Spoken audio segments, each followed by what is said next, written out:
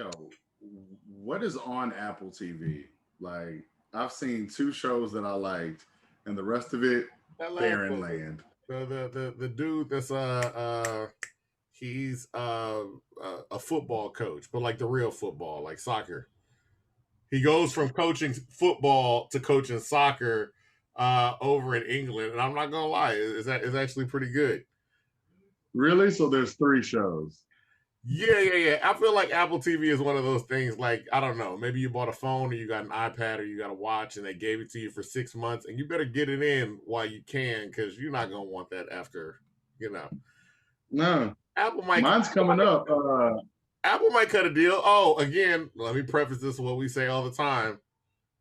Apple, we're game. We can be bought. So, I'll turn around right now and be like, "Dog, Apple TV is hands down the best television out, just in general." But you could find, in my humble opinion, exclusively. I would do it. I would do it in a second. If they I would do it too. They're like, yeah, I'm good. We're on Apple. I would go to. I would be on the. What's it? Epics?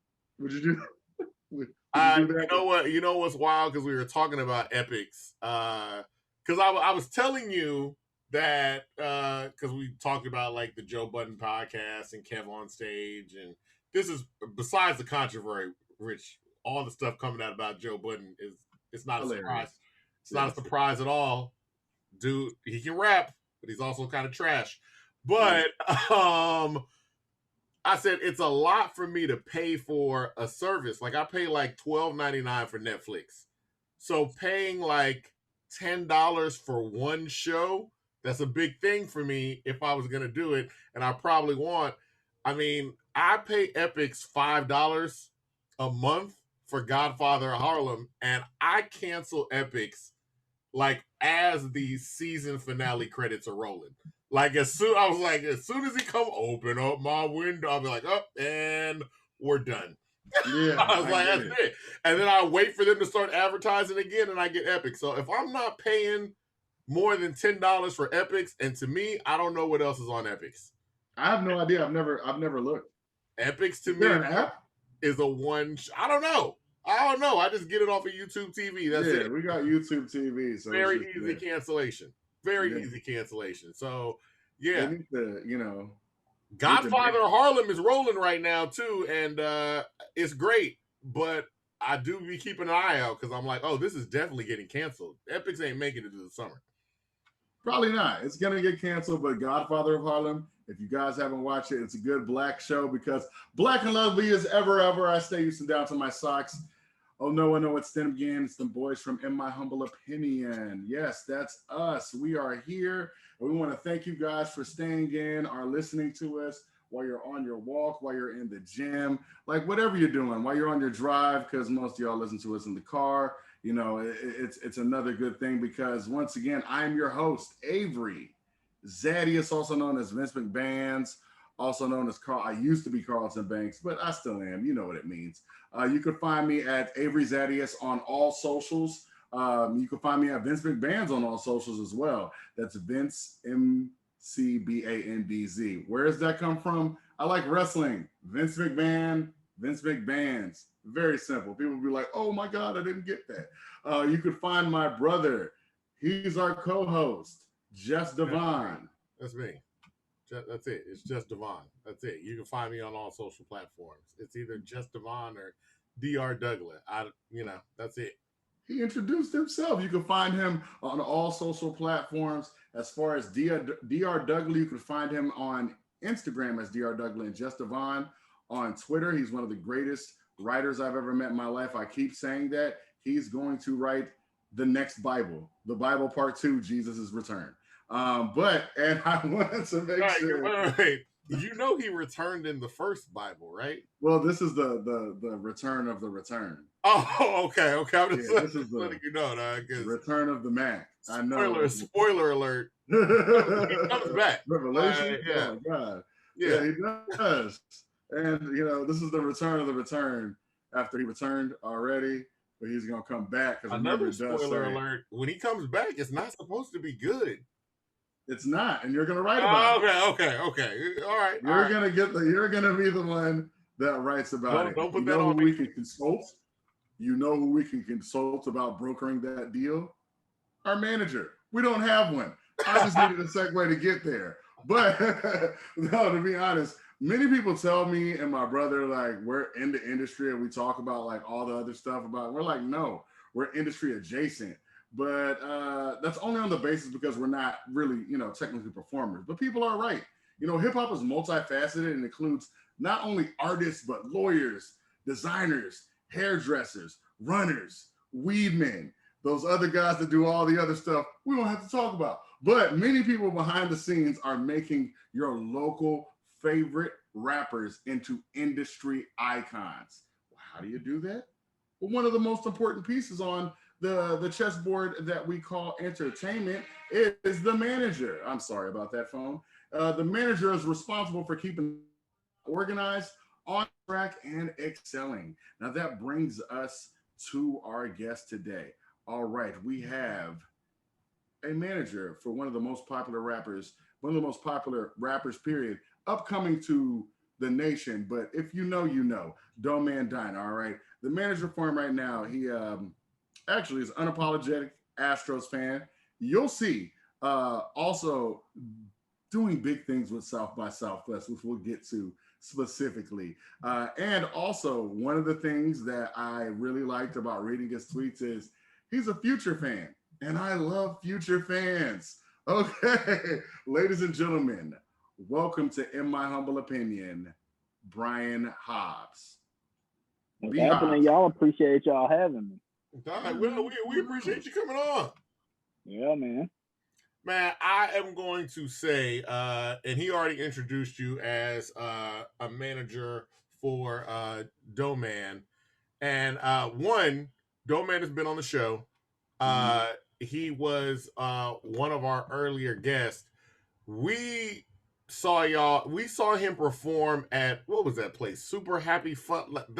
Yes. We saw him perform there, and he hopped off stage, and y'all were walking out, and we was like, hey, that was a great show. We got a podcast. And y'all were like, here's our information. We will definitely come on. And y'all did. And then months later, we ran into you at the South by South. I didn't even know you were doing something like South by Southwest. And we're talking to Amy from Bounce and Turn. Amy is great. And she was like, oh, yeah, there's Hobbs. He does the stuff for South by Southwest. I was like, that's Doeman's manager. She goes, yeah, he does that too. We're like, okay, that's great. Yeah. And it's like we exchanged info, and it's easy to reach out and tweet. I appreciate you guys just being open, you coming on the show, and Doeman coming on the show. So this is great. Hell yeah. Nah, of course, shit. We appreciate y'all having me. Man, we'll start off first with before we even get to the Doeman stuff, because a big thing, watching you talk about South by Southwest, the ups and downs. How do you get even connected with that organization? You know what? I'm backing that up. Was this your plan already? What when you were coming up, was your plan to be like, I want to work in entertainment or media and like a South by Southwest? Man, kind of. Like, I always knew that music was where I was going to end up.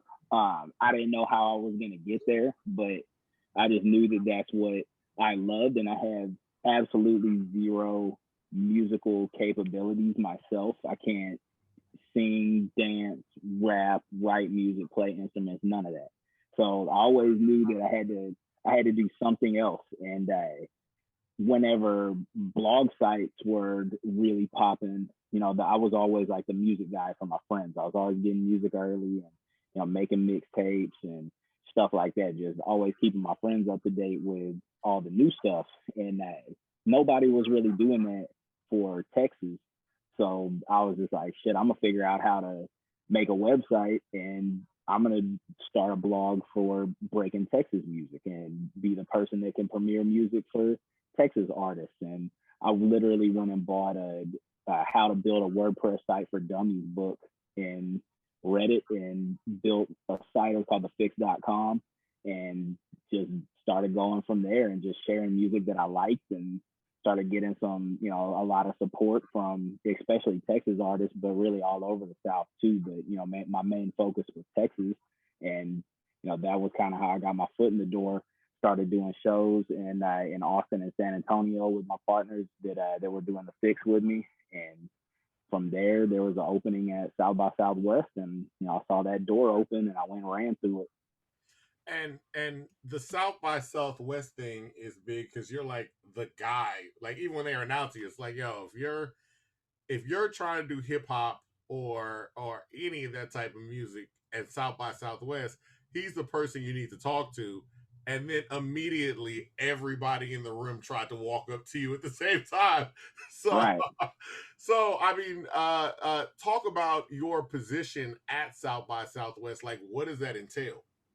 So when I first started at South by Southwest, my position was just music festival programmer. So I was tasked with booking all of the hip hop showcases. And I mean, at the time I started, it was the end of 2012 going into the 2013 festival. And Matt Sonzala had the job before me for, probably 10 years or so. I don't know the exact amount, but Matt worked his ass off, and he didn't get near the support as far as the hip hop stuff goes that I did once I got there. So Matt really like kicked down the door and built that foundation. And when he left, I slid right in because I was doing shows, and I knew everybody I needed to know to make that, to be able to just pick up where he left off. And, hopefully in people's eyes, I at least, kept it going from what he had built, if not elevated it in some sort of way.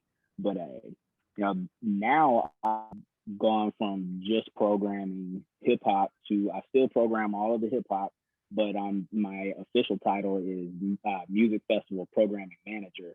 So I got to work with everybody else in the music department to make sure that, they're booking, the best type shows that they possibly can. We got to keep everybody happy. We got to keep the industry happy, the media happy, the artists happy, the fans happy, everybody.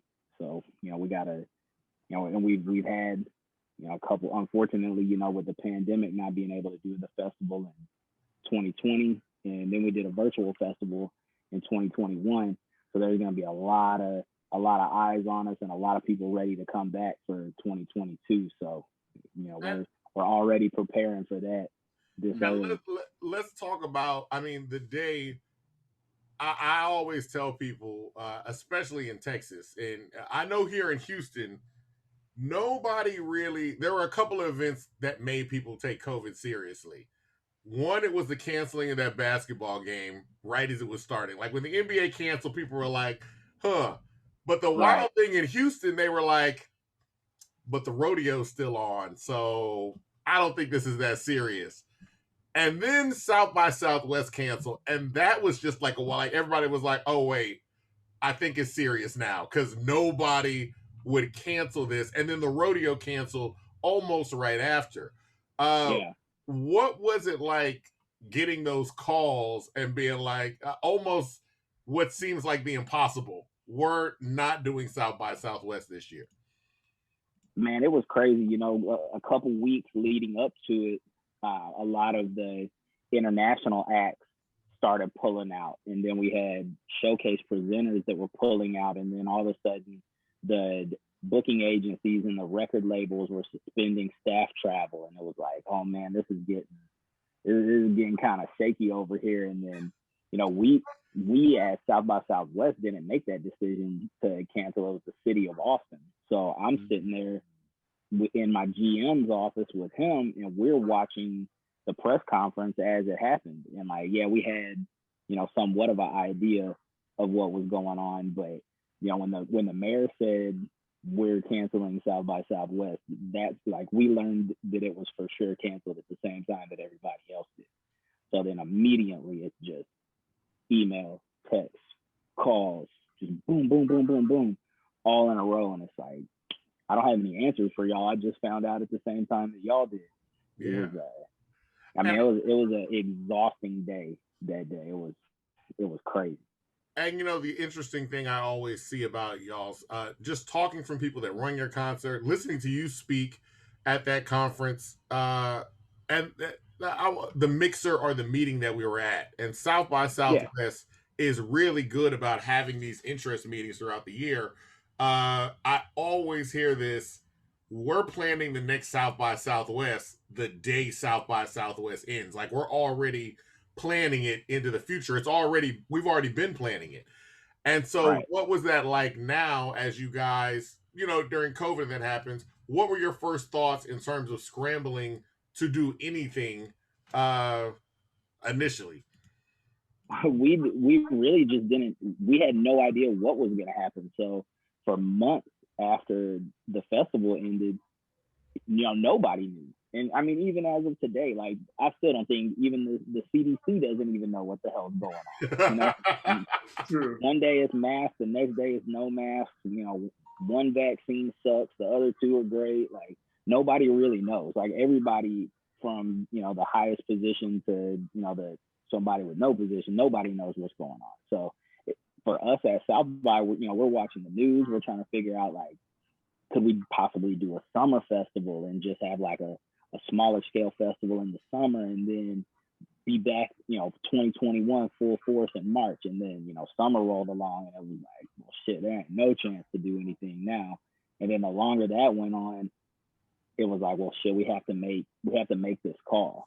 And it was like right after they made the call that like, okay, we're going virtual, full speed ahead virtual festival in March. I remember Rolling Loud put May dates up like right around that same time. And I was like, yo, we're going to be like the last virtual thing that anybody does. Like, I can't believe this. And then I'm going to have to wait a whole, but then, numbers spiked back up in, around Christmas time. And it like, we didn't look crazy for doing a virtual festival because nothing was going on yet in March. I mean, besides clubs in Atlanta and clubs in Houston, nothing else was going on anywhere. Don't talk about us.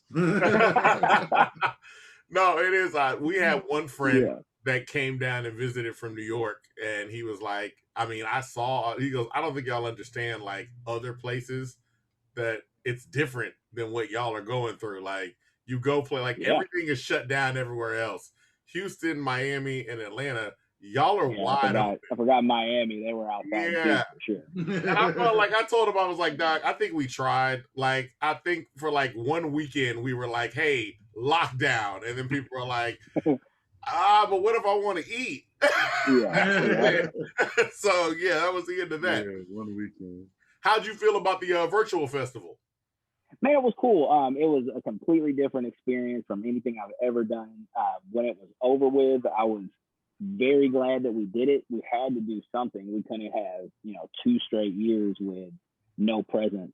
But I'm very much looking forward to getting back to, quote unquote regular shows. Like I would much rather be doing that than you can't.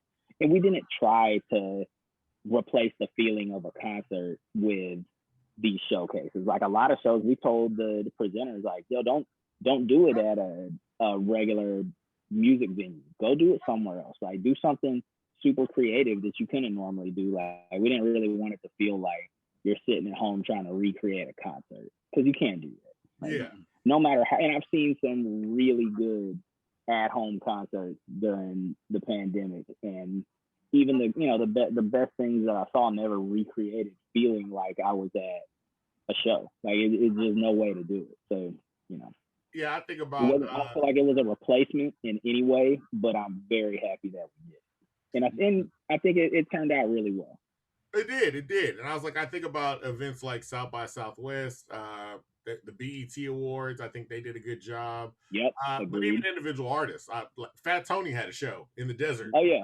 Yep. It was great. Like I'm like, I mean, if Fat Tony's the exact artist that you would expect to do something really cool virtually. Like he, if he just did, a regular streamed show from a rehearsal space or something, I'd be like, did somebody make Fat Tony do this? Because I would expect Fat Tony to do something way outside the box. No, absolutely. So what is it now that everybody is itching to go out? I mean, that weekend I thought Houston was open. And we make jokes about Houston being open. That weekend they said we're open and I went out. I was like, oh, Doug, we were not, like, a lot of us stayed inside. Because I was going around doing jobs for like the press and stuff like that. So I was always like out at something. Once things opened up, all these people came out. So people are really itching. I am definitely looking forward to see what's going to happen at South by Southwest. What is it that you guys can reveal that is planned right now? I mean, we don't have anything that I could even reveal right now. Like the planning right now is more logistical, because my main thing is how many venues are still going to be open, how many venues are going to have new ownership, how many completely new venues are going to open up. Like, I don't know the answer to those questions yet.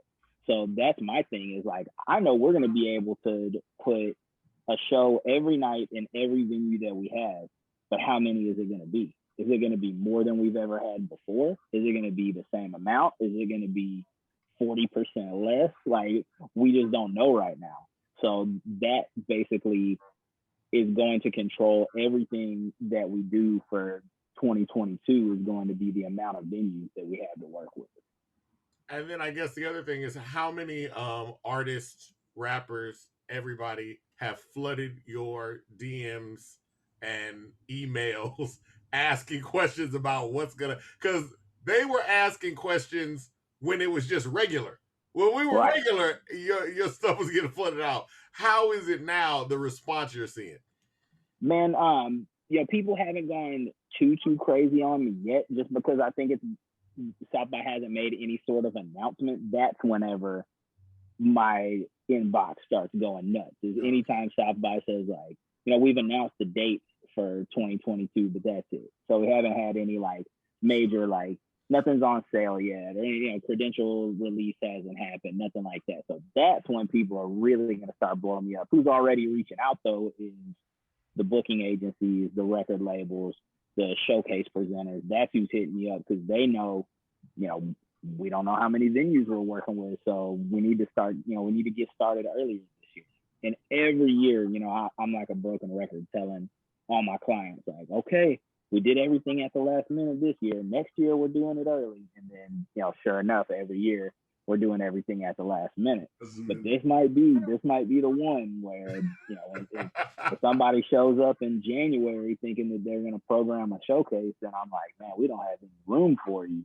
Like, don't blame me. Yeah. Should have hit me up sooner.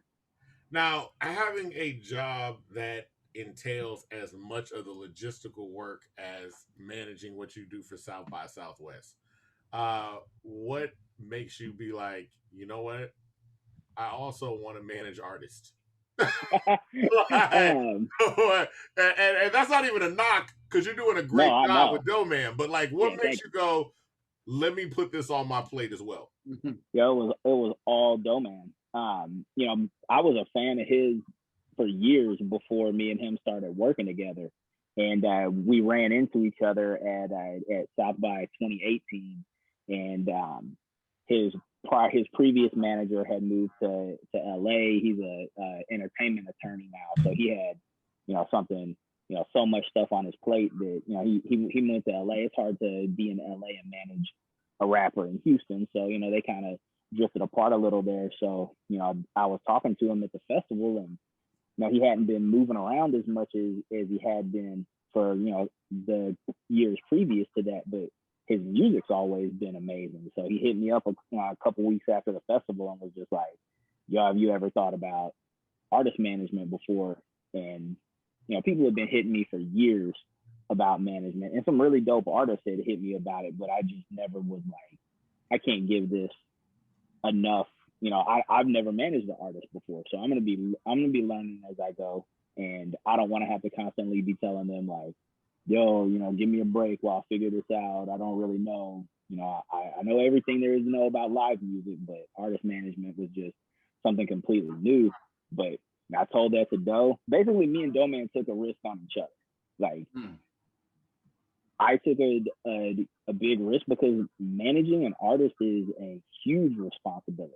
Like, he's putting his entire life's dream, he's opened that up to have me be a part of that, and a major part of it. And that's a huge responsibility that I don't take lightly at all. And he did that to me, knowing that I had never managed an artist before. But he believed in me the same way that I believed in him, as far as his, not just his musical talent. He's an extremely solid person. And, y'all know what it is in the music industry. Like, it's not all just talent. Like, artist talent is just a small piece of what can make an artist, blow up, or however you want to say it. Like, get to the next level, and then the next level, and then the next level. He's got everything that it takes. And, there's been times where I have had to tell him, like, yo, I don't know the answer to that. But luckily for me, I've worked with thousands and thousands of artist managers over the time that I've been at South by. So I have seen managers make awful mistakes, and I've seen managers do miracles. So I can reach out to those managers that I look up to and just be like, yo, what should I do in this situation? Or whenever you got hit with this question, how did you handle it? Or, what should we do with this type of record? I'm blessed to be able to reach out to not just managers, but, people at labels, just, people all across the industry. And, I always try to do the same when people hit me for advice, regardless if it's about management, live music, festivals, whatever. I always try to, pay it forward, because there's always somebody who's there doing the same thing for me. Now, the other thing too about that is, since you're new to the managing sphere and you're working with Doeman, how do you guys gauge the success of what you're doing? When you're looking at it as like, hey, we want to, get this amount of albums out, or we want to get this many streams, or we want to, like, how do you guys gauge, okay, I think this is working? Man, it's a constant work in progress, honestly. Like, I think probably both of us, but I know me for sure. I thought when I first started working with Doe, I was like, this dude is so dope. He's really in a lane of his own. There's never been a real Mexican-American hip-hop superstar before, which is just completely mind-blowing to me. So I was like, yeah, with this guy's talent, with this guy's image, his personality, everything about him is ready to go. With my relationships, it's not going to take long. Like, give me a year and this guy's going to be a superstar. And that was a reality check of, like, it is definitely not that easy. It doesn't matter how amazing. We've put out some songs before that we were just positive, like, this is going to be the one. And we don't ever feel like, oh, we shouldn't have dropped that, because there's no such thing as too much content at this point. The way that I've always told him about it is like, it doesn't really matter what it does today, because we know where you're going to end up in the end. And then all this music that you're releasing now, that's like buying penny stocks in a company that becomes Amazon one day, or, buying property out in the country somewhere, and then all of a sudden, somebody wants to come build a casino on it, and they buy it back from you for 1 billion times more than what you paid for it. Like, that's what I look at a lot of the music that Doeman's released since I started managing him, and the stuff that he put out before I came on board. Is like, that's just a nice little, catalog that you've got, that when you really, really take off, that back catalog is going to go crazy, because it's all amazing music. Yeah. So, I don't ever look like, we've made any real missteps, but there has been a couple times where we were like, damn, really thought that was going to be the one. But, it's all a learning process. And I'm super lucky that with him, he has no shortage of, like, every week when he's in the studio, he's sending me 3-4 songs every week. And I'm like, God damn, this dude is just literally getting better and better and better every time he goes into the studio, which Absolutely. is, a couple times a week. And so we have no shortage of music, and in me and Doeman's emails right now, we probably have 4 albums that we could release if we needed to, but we don't need to do that right now. We can be strategic about what we're doing. he's got a album that we're going to release this summer that is going to be very strategic. No, that's good. And the other thing too about I wonder about, like you talked about when you first starting a blog that was based on Texas artists, because there was kind of an open lane, and you gather success from that. I mean, Doeman is a Houston artist. I mean, we were interviewing him. He was talking about like, yo, this is where I'm from. I'm from Houston, Houston, Houston. And it's not that he can't travel, but there is a lot to be said about, we'll get some artists that are like, you got to leave. We're finding now as we interview more and more artists are like, I ain't leaving. I'm good. So how is it, how do you feel about working in this industry for as long as you have, especially going back to the blog era and seeing like I had this open lane for Texas, and now at this point where you're at now, how do you feel Texas is in terms of the music industry for those artists that are just getting started out or trying to figure out what they want to do? Man, I think especially Houston's having a crazy run right now. I don't know if anything will ever compare to the 2004, 2005 Still Tipping, Riding Dirty, Mike Jones, Paul Walsh, the Slim Thug, Chamillionaire. That run that they all had right there is probably that's going to be undefeated, just because it felt like the music was coming out of Houston was so good for so long that everyone was so happy to see them blow up and still have like a Houston sound. And I feel like, after that, with the internet becoming, such a big force in music, and especially, DSPs controlling everything now, the local sound has kind of, there's artists from, you can't just listen to an artist from Houston and be like, oh, he's from Houston now. Or he's from Houston, or she's from Houston, or he's from Atlanta, he's from Oakland. Like, you can't always tell that anymore. But, that initial huge Houston run, I don't know if it's going to top that. But, I mean, right now, Houston is having a moment again.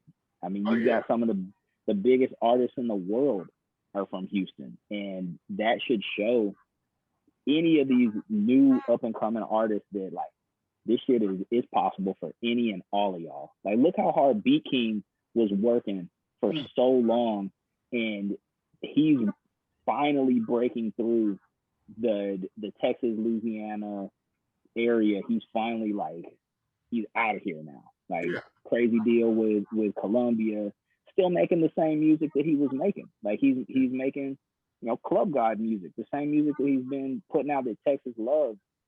He's now getting to do that for the world. So that should show any artist that, like, man, you keep your head down and you keep working, and you don't got to change shit up. Like, Houston is not it doesn't hold you back being from Houston or being from Texas in the industry at all. Like, right now, that shit is a plus. And bringing up B King, that also goes to your point about the back catalog. I think one of the first absolutely breaking TikTok videos is some kids are making video, and you forget, what B King's done, but watching his songs get played back to back, like this was a hit in 2010, 2011, 2012, 2013. And by the time you get through a minute, it's like he's had a hit every year. And you have people now that are just discovering it now. And then you got new fans that are just discovering it, along with these old fans that are like, yeah, y'all should have been known about this. Absolutely. I mean, that Club God 3 crashed the server on the fix.com. The only time my server ever crashed was at like 12:03 a.m. whenever, because Beat King used to premiere everything on all his stuff on the fix. And he gave me Club God 3, and it was getting so many hits that it crashed my server, and that was the only time that. And it wasn't no fake server crash like what Dat Piff and Meek Mill did with Dream Chasers 2, whenever they're like, "Oh, Dream Chasers 2 crashed." No, this was a real crash. I didn't unplug anything. Like, I had to get on the phone with HostGator at 12:03 a.m. and be like, please get my shit back up. Like, what is going on here? And then I'm having to tell Beat King, like, bro, this is crazy. This shit has never happened before. Yeah, and It that never happened again after that. Yeah, and that was the third one. And it's like he's still been going. So yeah, that back catalog is extreme. And the other thing too, I would say about a lot of Houston artists like B King or Doeman is they have a lot of work. Like, I mean, a lot of content that's available. So usually when they get with somebody like a manager A&R, it's just like, yeah, you can release like the 12 albums that I have that are already completely mixed and mastered and ready to go. Yeah, Doeman's got records that came out before I was working with him that I'm like, yo, we could do a 2021 updated version of Andale, and that would be a huge record. Like he's got records that I'm like, we could go back and re-release the Gold Blooded album, and his voice doesn't really sound that much different than it does today, even though he was a lot younger. The music was still super polished, and that's something that people tell me all the time with him. Like, people that have never heard him before and don't know how long he's been putting it down, they're like, yo, I mean, he sounds completely polished, ready to go. Like, you could walk him in to any label. Like, yeah, I know. I know. Yeah, that's how we felt when we first heard him, of just getting in touch with him and doing research on his music. You hear a lot of people and you could hear them grow and whatnot. Him, you do hear him grow, but he came in at such a high level, and just hearing him talk about how his admiration for Big Pun and stuff like that. I'm a huge Big Pun fan. So I loved everything that he was doing, especially OBE. But I'm yeah, that's it. I just want to say that. I'm sorry. He's a great live performer. Like I said, Rabbit Funland, and live performance definitely stand out when they're against people that aren't as necessarily good at live performing. Like, there are some people that are like, I played my tape and I got up. I think I was with Rob Gillette at a South by Southwest. It was Meg the Stallion came and did a show before she was like Meg the Stallion. And the club packed out. She performed and walked out, brought the whole club with her out on the street. And we were just sitting there like, Doug, who is that girl? And it's automatic. That was at Karma Lounge. I know exactly what show you're talking about. We were literally like sitting there with like our mouth open, like, what? They're like, Doug, who is the girl? Because I think we were waiting for somebody else, like Trey. It might have even been B King. We were waiting for somebody else. B King was on that show. OG Ron C actually put that show together. Yes. And so we were like, oh, okay, we're going to go up there. I said, I want to see B King, because that was when B King shows were also very super wild. So I was like, I got to see this in person. Just so I can see what's going to happen. So we're waiting, and they're like, B King didn't show, but they're like, hey, they got this girl coming up, and we're like, all right, cool. And she walked on stage and just started rapping, and people started coming in off the street. And we were like, Dog, who is this? She did her maybe 4 or 5 songs and walked off the stage, and everybody followed her. So yeah. Doeman did a great show, and it's just about that live performance. Given that you've handled so many live acts at South by Southwest, was that something that stood out to you when you were seeing him and when you're deciding to manage him? Yeah, absolutely. I mean, live music is a huge part of my life. So if he was a bad live performer, like, I don't even think it would have been much of a conversation for me to have, because he just wouldn't have been the complete artist that he is, that let me know, like, I can commit, this much of my life to managing this guy, and I know that the end result is going to be he's going to be happier and in a better place in his career every year from here on out. Like, that was my main goal, was like, we just got to keep going up year after year after year. And this is the 3rd year that we've been working together, and every year is gone up from the year before. Even with the pandemic starting, was like, man, that first couple months was so bad, because we had so much stuff planned for 2020.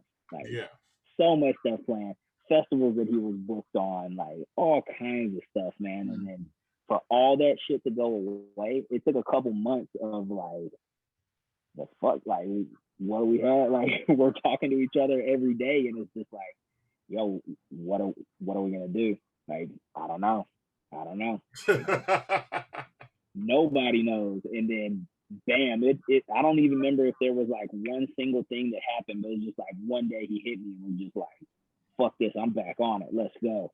And from that moment forward, like, we finished the 2020 up way more than we were in 2019. So it was like, well, shit, all that was a couple months of a little setback and no concerts. But since then, shit's just been going crazy, and that's the whole goal, is to just keep him in a better position year after year. And you see, like, a lot of artists now are starting to build. I mean, I saw the Doeman with the was it Jack Daniels? Yes. He was doing stuff. Yeah. Yeah, that was immediate. How did that come about?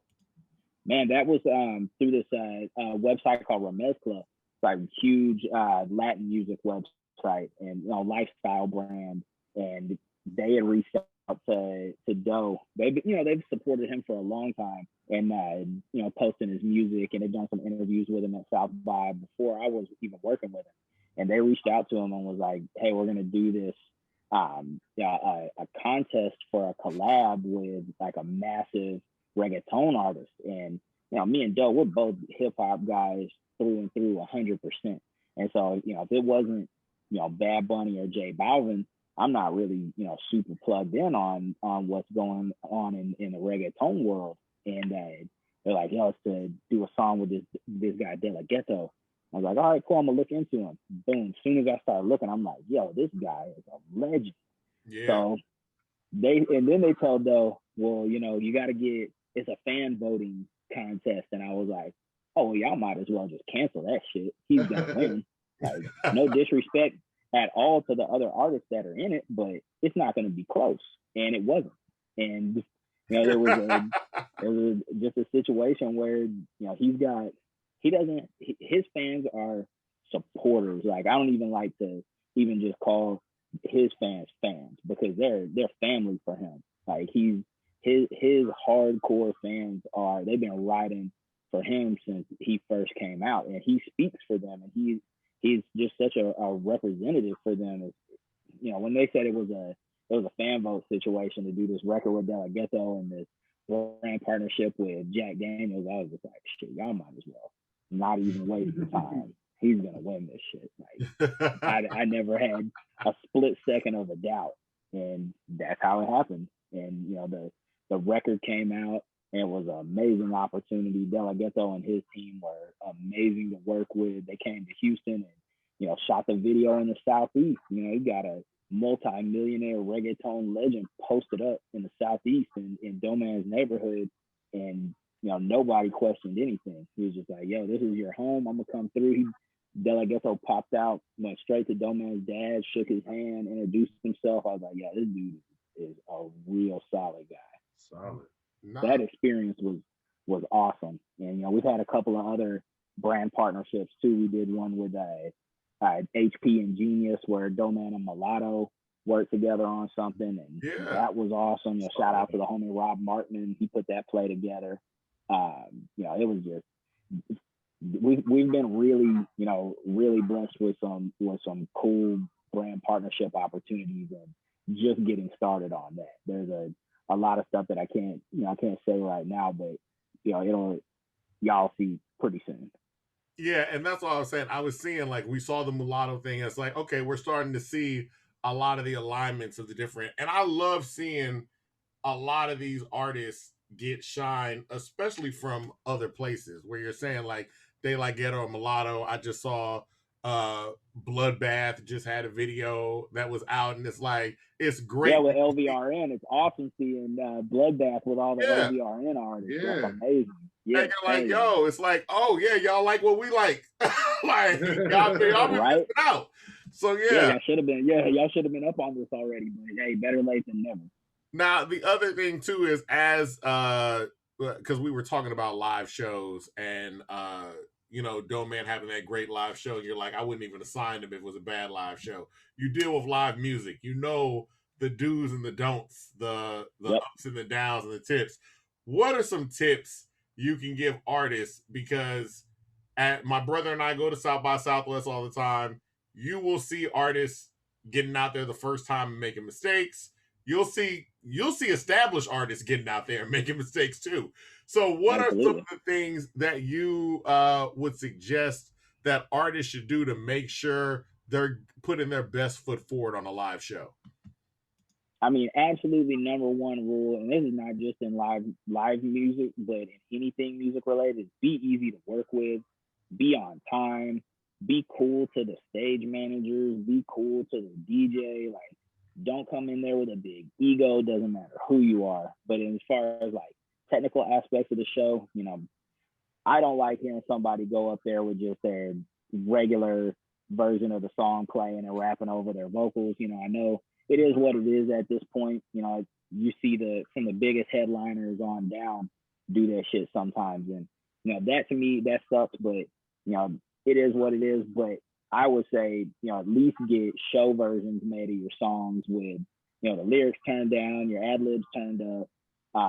You know, when you do make mistakes, just learn from it. Like, don't make the same mistake over and over again, because every artist is going to make mistakes. But, you know, if you fell off the front of the stage last time you performed, don't step so close to the front of the stage next time. Like, just make sure you learn from it. But man, as long as you go in there and have fun, like, don't be on stage being, you know, too cool to have fun.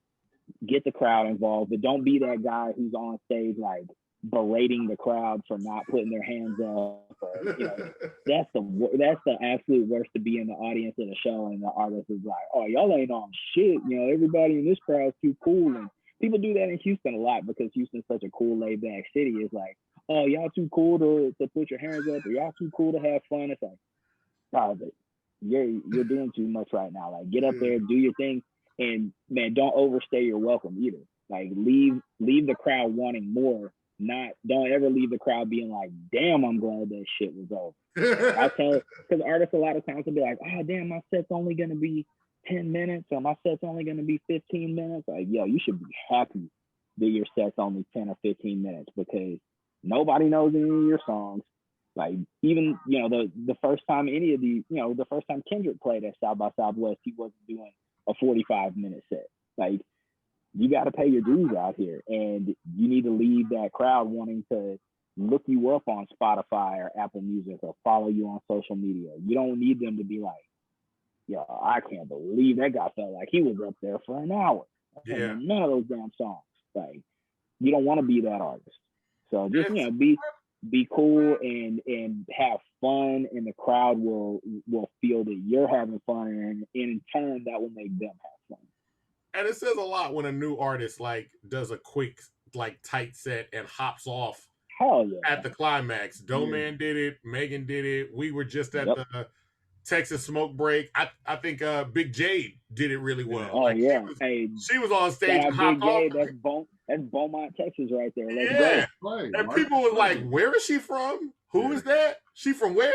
And it was like, yeah, but she did her. I'm like, 3-4 songs. It's like, that's all you needed. Like, that was it. That's it. That's all you need. What more? One, are you planning on signing any more artists? I've been approached a lot since things started taking off with Doe, and every time I just tell them like, yo, let's just stay in touch. But until I feel like I've like done what I can do with Doe, I don't want to work with any other artist until me and him are both satisfied that, like, okay, we've made it to where we said we were going to make it to. Like, me and Doe definitely have, you know, bigger plans of doing things together after he gets done with music, but, you know, he's a lot younger than I am, so he's got a lot of time left, and I'm not going to be satisfied until, you know, he's out there doing, you know, amphitheater, stadium, arena tours. Like, I'll be cool then, but until then, there's a lot of work to do. And I just, you know, I don't feel like I would be able to give another artist, you know, enough attention that, you know, that they would deserve out of a manager. Absolutely. Because Doeman's going to be the number one priority. And then, I mean, probably the most important question, hardest hitting question, this might be a little bit difficult. Who is currently the best team in baseball?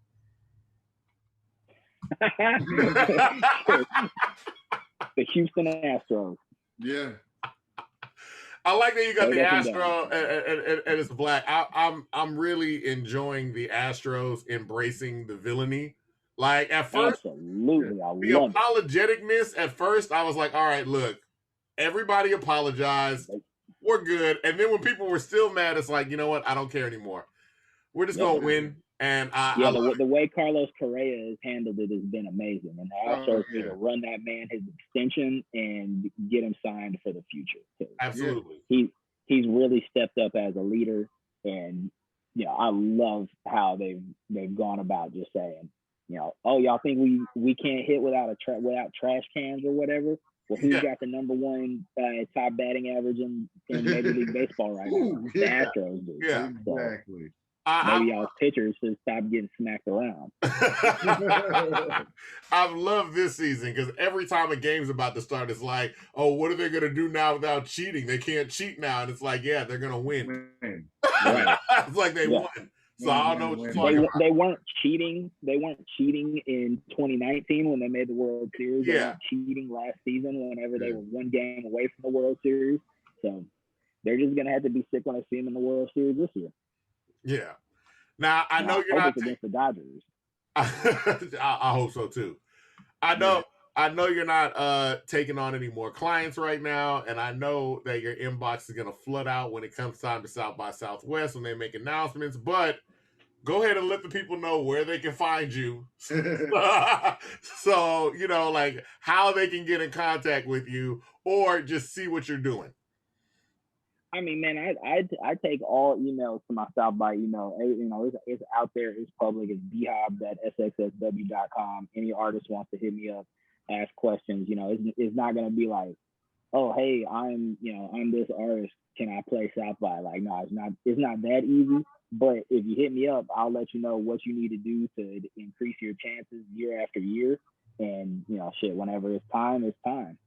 Now B.Hobbs on Twitter, you know, I'm always, I'm on there talking about the Astros or talking shit about music stuff or pumping up Doeman music. You know, that's it. And I like that. Follow him on Twitter because he has unapologetic music opinions, and I always like that. It's not fake. Like I don't care who it is. It'll be like, I don't like that person. I'll be like, I like that. He's honest and he stands behind it. That's funny. Absolutely, 100%. No, absolutely, man. Look, we appreciate you coming out. Nah, I appreciate y'all having me, man. It's fun. And like I said, I watch y'all's podcast as it is. So I'm I feel, super happy that y'all even wanted me on here. So really, thank y'all. Hey, thank you. That means a lot. It does. Because I was like, I said, somebody's listening to this. Yeah, absolutely. But I mean, but y'all are doing the same thing that I did whenever I started thefix.com. I was the first place that was posting a lot of these Houston artists' music, and y'all are the first podcast that has had a lot of these guys on there, and it's all artists that I listen to, and I'm like, yo, this is fire. Like I can't listen to music 24/7. I want to hear them talk about something else too. Yeah. No, absolutely. Wow. So from a real manager, the program managing of South by Southwest, right? Okay. He listens to our podcast. So that's all right. That's all I really needed. I could go to sleep today feeling accomplished. I really want to thank you, B.Hobbs, Brian Hobbs. Thank you. Check out his Twitter. For real. Instagram, it's not cool. Twitter, that's where it's really at. Instagram's for idiots. Like I'm gonna make that hashtag. Instagram is for idiots. 100%. You can only see dog go like that's it. It's picture book. Duh. Like read, nigga. Yeah, read. People don't have nothing to say. Yeah, it is what it is. Once again, man, I've been Avery Zadius. That's been my brother, Just Devon. You could find us at My Humble O on all social media. In my humble opinion, we've been with B.Hobbs today. He's been talking about South by Southwest, Doeman DYNA. If you didn't get a chance to catch it, I don't know why you're here. You need to rewind and go back because it's a podcast. It's not the radio. In my humble opinion, humbly yours. H-Town's too sweet. H-Town's too sweet. He did it with me.